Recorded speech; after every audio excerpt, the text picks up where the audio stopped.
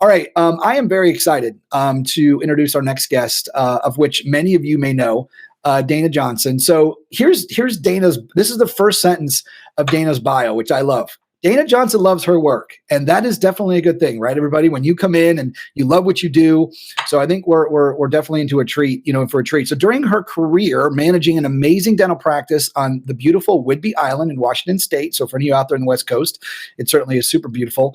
She started training and consulting with other dental practices around the region and found it was her life's work. Now, with more than 25 years of experience in the dental industry, Dayna's passion for efficient, consistent, and secure systems is grounded in personal understanding and professional expertise. With a direct, pragmatic approach, she helps clients develop standardized protocols for all practice management systems. And when you talk about somebody, everybody here that you're going to hear from, that knows all the ins and outs when it comes to a lot of these detailed systems and things like that, it is definitely Dayna. So without a further ado, I am very excited to have Dayna come on. Now, the way that we're going to do this is Dayna and I are going to have a little bit of a back and forth. And so I've got some questions for her. She's going to kind of tee up her presentation a little bit, and then we'll go down that path. And like we did before, be sure to go ahead and put all of your questions in the chat box, and we will go from there. So Dayna, let's go ahead and get Dayna on the screen with us. Hi, Dayna.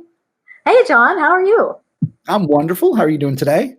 I'm doing fantastic. Yeah, I'm up in Seattle today, so. Perfect. All right. So so we got some West Coast coming in for everybody out there in the West Coast who joined us very early.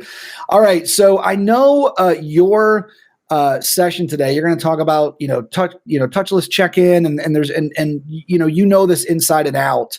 But before we kind of get into somewhat of a little bit of a lineup of questions, and you and I have this back and forth, I'd love to have you tee it up for everybody in regards to this journey that you're going to take everybody on here during your presentation.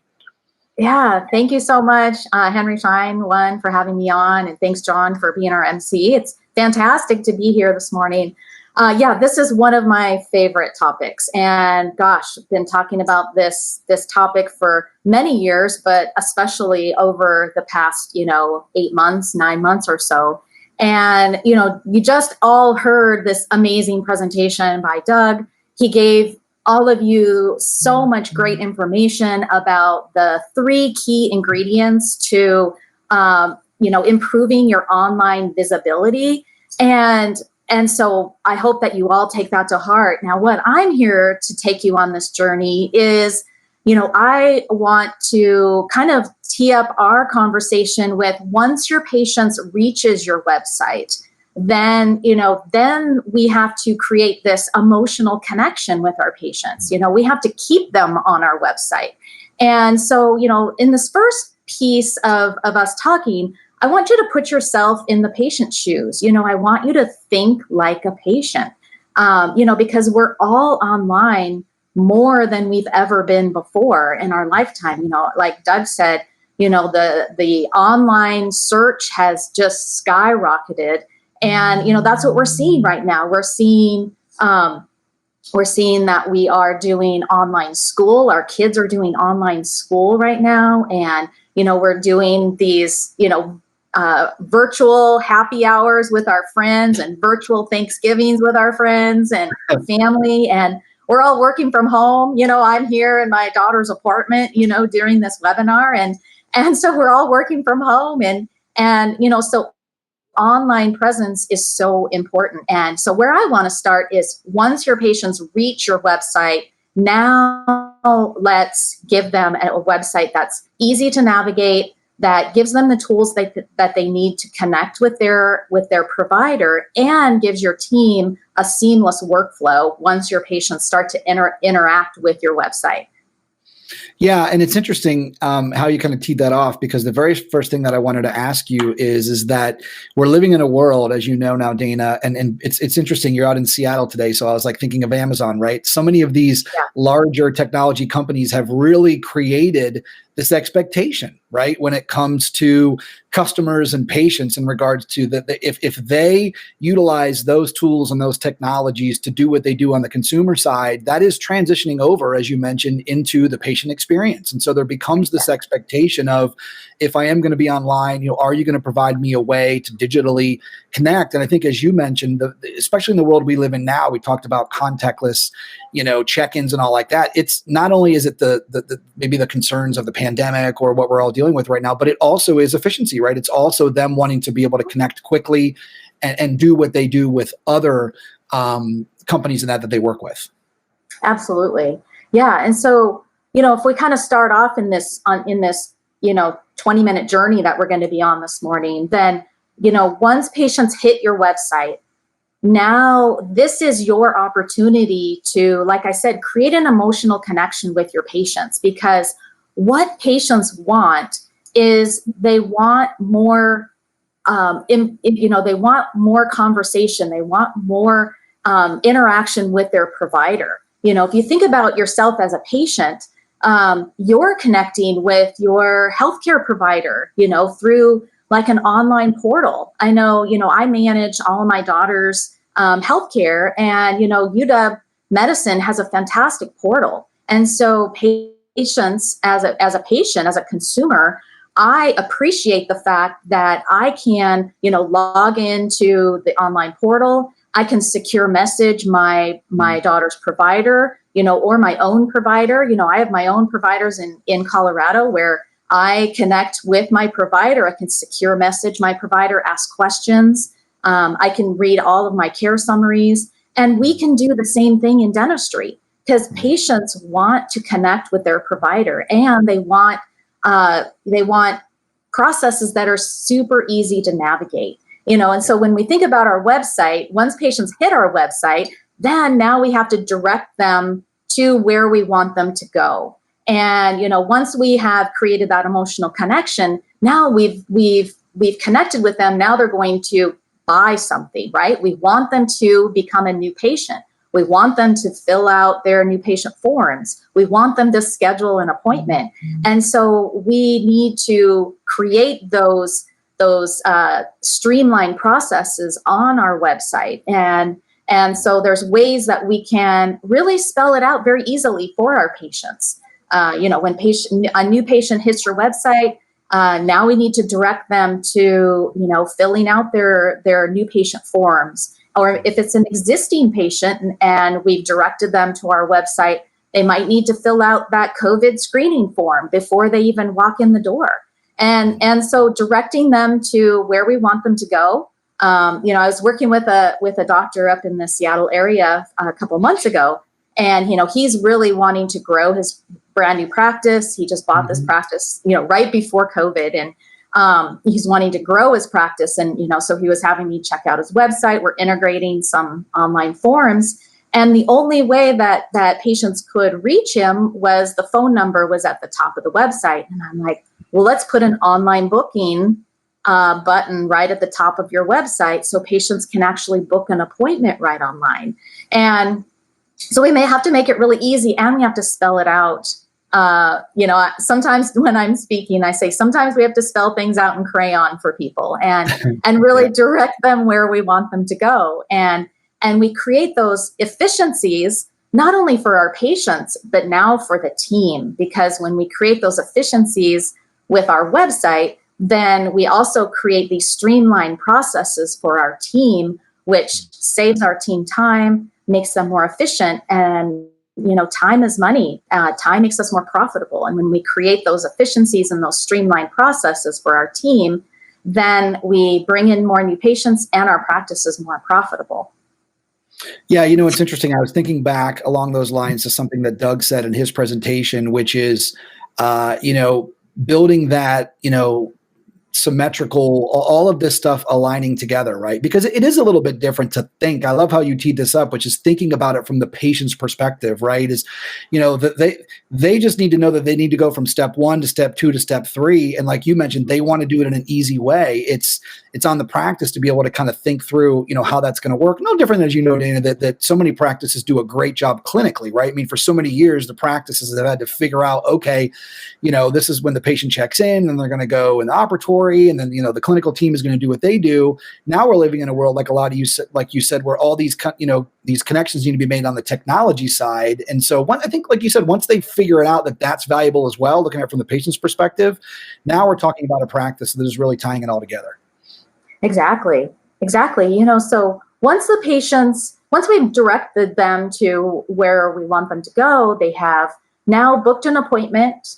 So So thinking kind of as a new patient, if I have scheduled an appointment as a new patient, now we have to think about, okay, what does that look like on the end of the practice? So I've been in both sides. I'm a patient. I've also worked in 2 dental practices. And so I also am working with hundreds of offices out in the field. And so I see things that happen that now in the practice side. So, now we're looking at creating efficiencies, these streamlined workflows for the team, because what I see happening a lot right now is we've kind of gotten out of our routines, right? Where we are working through these protocols and these new forms that we've never had to work with before.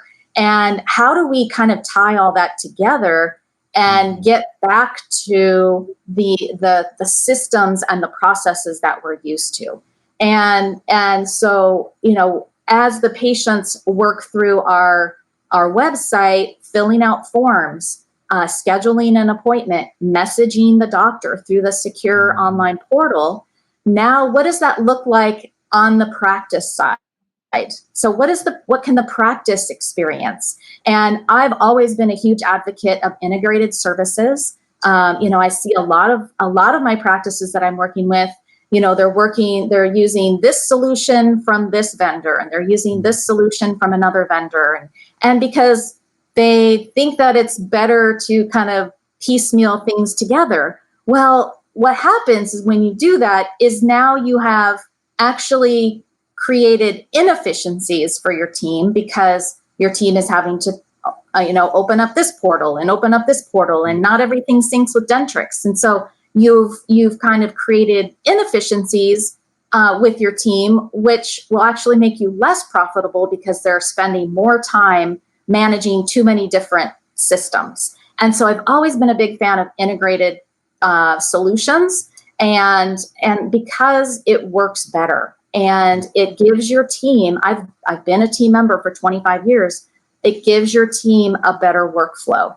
And so what happens on the team side? So maybe the patient uses your online booking, and you get back into the practice the next morning, and you have a new patient appointment that just dropped onto your appointment book. And I can see all of you right now. I can see all of my office managers, my schedulers out in the audience right now. And you're like, no way, I don't want somebody dropping an appointment onto my appointment book. I hear you right now. And for me, as I'm a little OCD about my appointment book, and I can hear you now saying, Dayna, there's no way somebody's going to drop an appointment on my appointment book.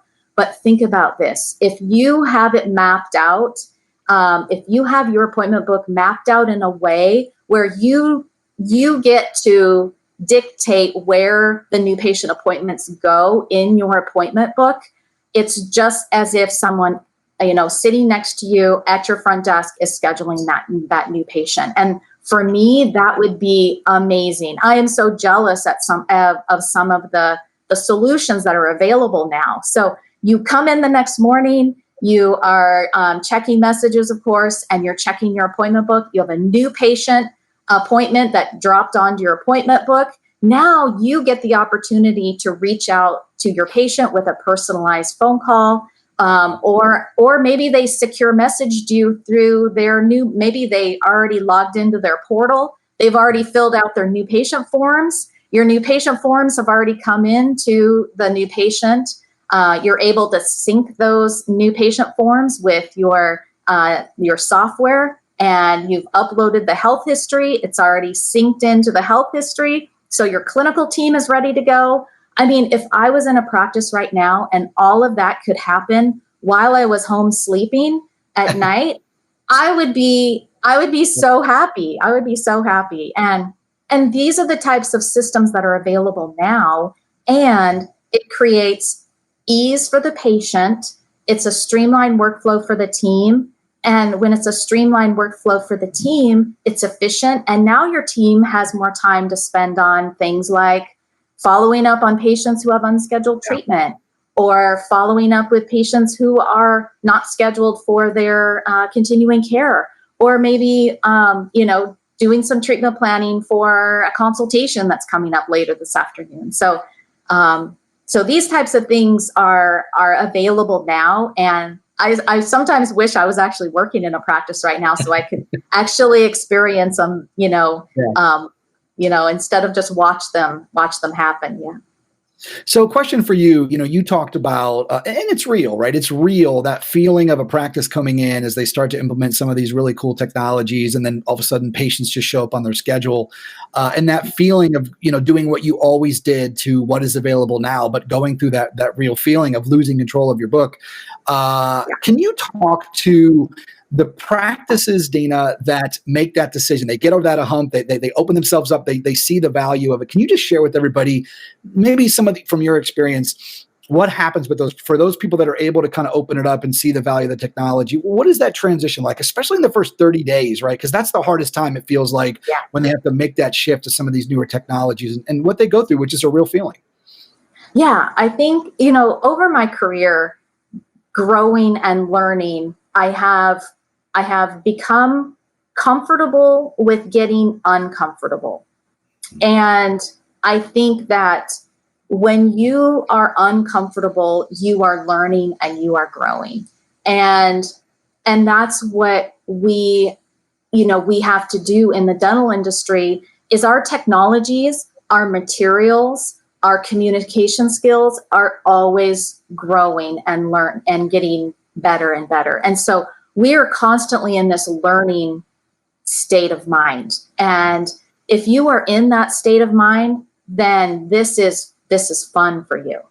And if you're not interested in growing your practice and growing your mind and becoming better, then this is not fun for you.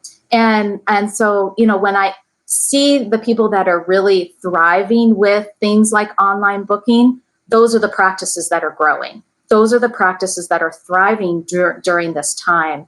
I had a practice recently that is using online booking, and I was pushing out, if you follow me on social media or you follow me on my newsletter, you saw that I put up a lot of warning signs about our fall schedule because, we were closed. Dental practices were closed for March and most of April.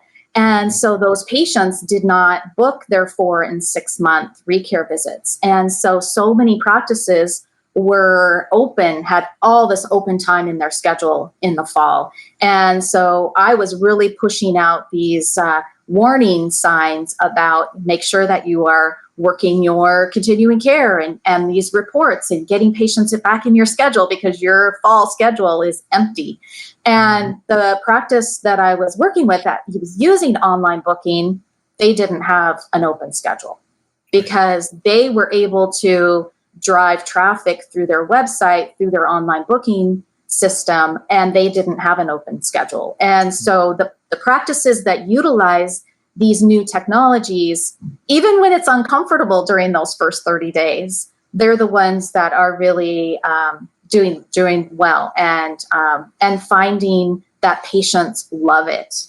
Patients want to book online. They're already booking dinner reservations, like Doug was saying, the online traffic through Grubhub and all these Uber Eats, people are ordering things through online. And when we make it easy for our patients, then our practice thrives.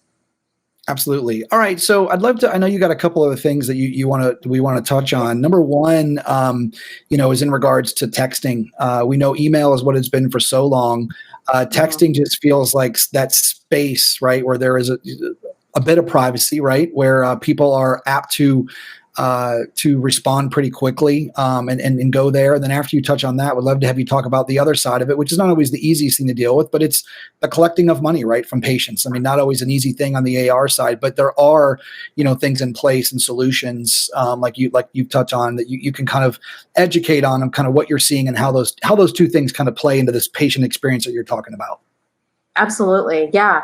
I was reading a statistic. Actually, I think it was in an online conference, and one of the statistics I heard was 85% of consumers want to be able to text and receive text messages from offices or from their providers. And I was also on a call yesterday with a practice who has implemented Patient Engage over the last few months. And she was just asking me a few questions about, texting with patients. Can we text them our online forms? Can we have them fill out the COVID screening form? And so she's saying, yeah, we have like 80% of our patients, when we look at the statistics on our email, on our correspondence, we're getting so much more engagement on text message than we are in email.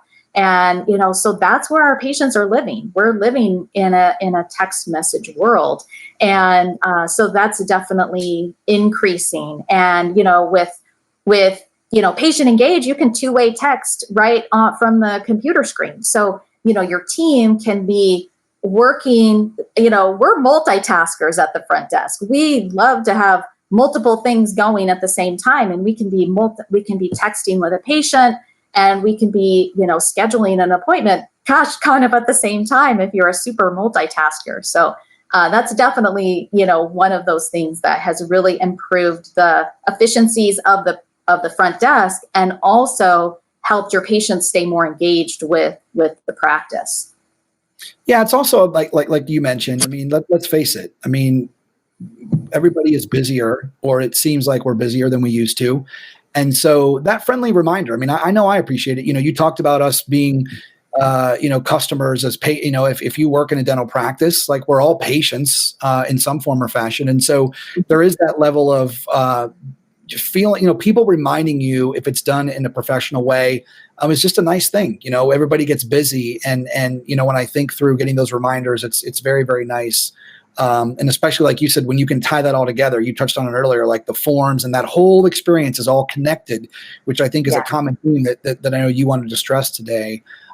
Taking that all the way through to the AR side, right? To making sure that the services that are provided, you're collecting on that. So I'd love to have you share a little bit about that.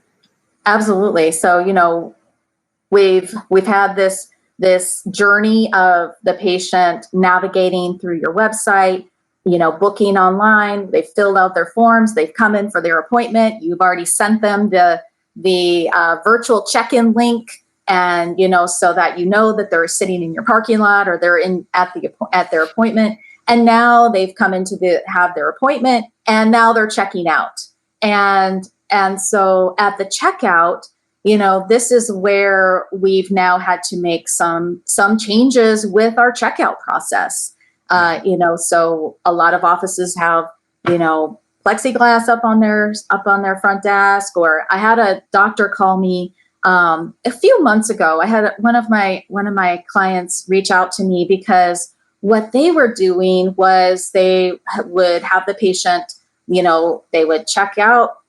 They would just leave the office, not stop at the front desk, go out to the car, call into the front desk, and then they would key in the amount of their appointment, and then somehow email them a receipt.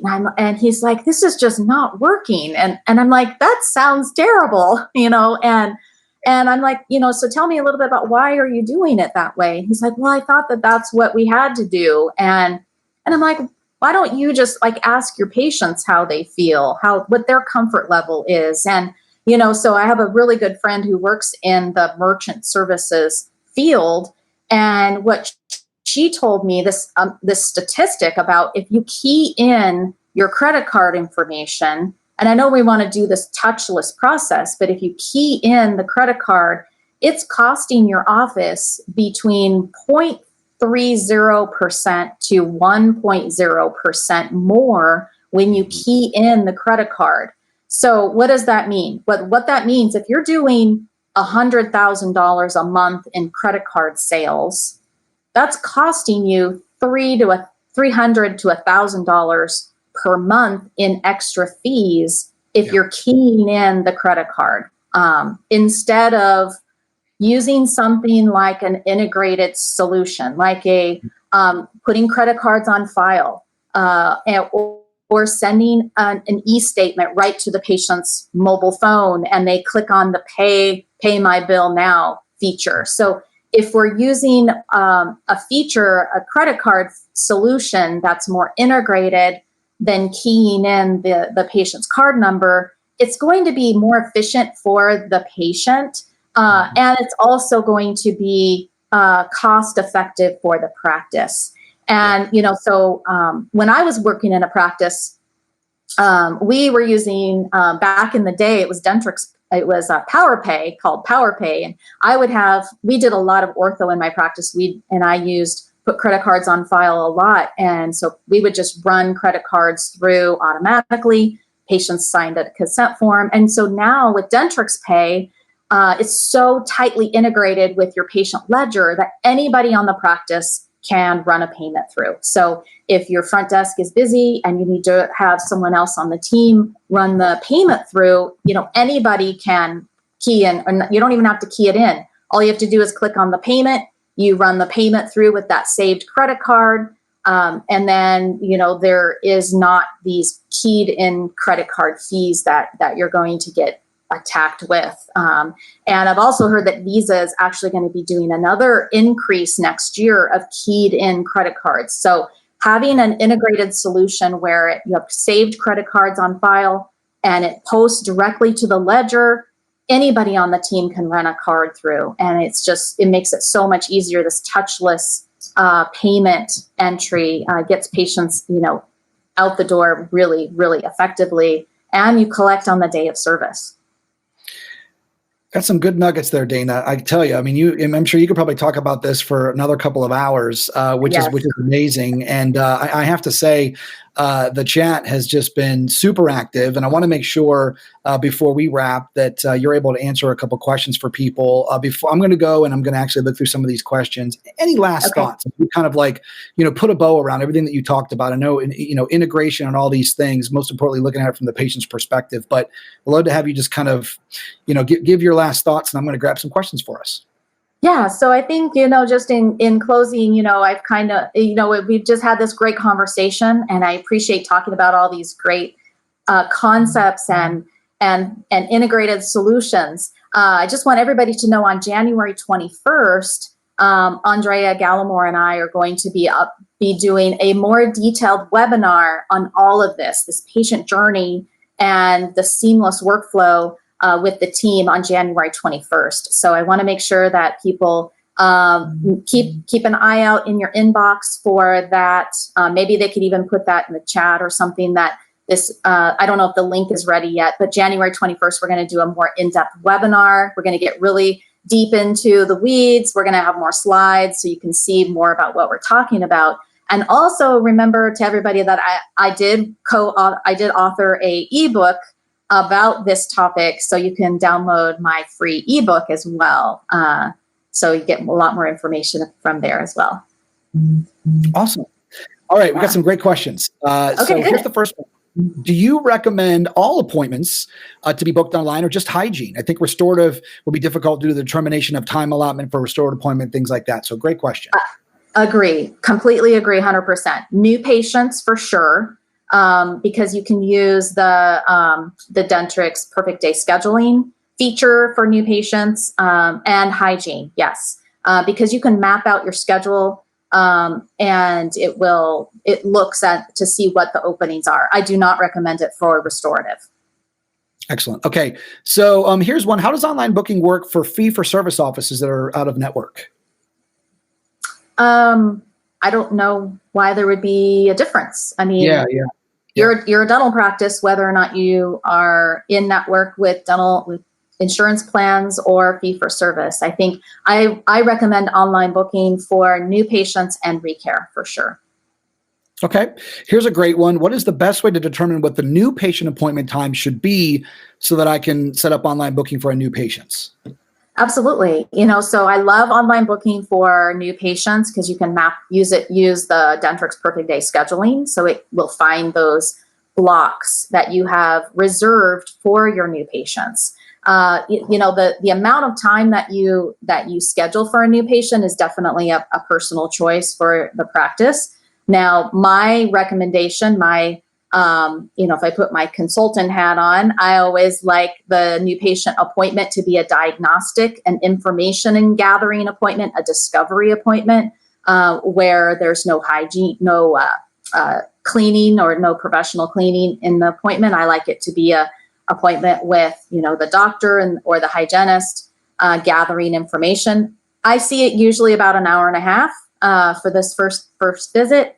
And you can map out your schedule using the Dentrix Perfect Day scheduling, and the online booking will see those new patient reservation spots. Awesome. All right. And, happy to share, looks like the Henry Schein One team is in the chat. So been able to answer a lot of your questions. We'll continue to make sure that we get back to those. I do want to announce a couple winners, Dayna. We got a couple winners, right? And that's always fun. So I'm going to go right over here. We got chat over here. We got winners right here. All right. So the next winners for 2 swag bags, we've got Jessica Miller. So congratulations, Jessica Miller, for a swag bag. And then Kim Yates. So some virtual clapping for them. Another one of the K. Francis books, Megan Meredith. So congratulations to Megan Meredith, a K. Francis book. And then 2 swag bags, Jessica Miller and Kim Yates. And again, everybody, as we continue to go through these presentations, you're asking some amazing questions. The engagement's awesome. Continue to do that.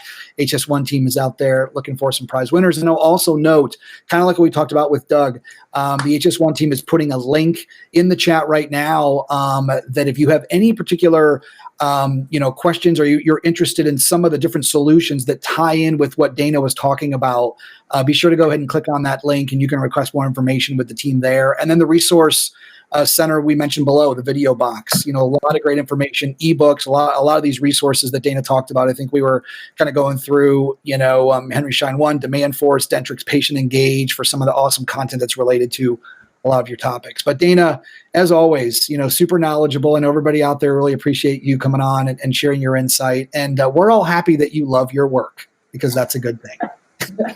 I do. It makes me happy every day. Awesome. All right, everybody, we're going to take a little bit of break. We got about 13 minutes, and then at 1:00 Eastern, we are going to kick off with our next session with Dr. Anessa Holmes. So take a little break, and we will be back very shortly. Thanks, Dayna. Thank you.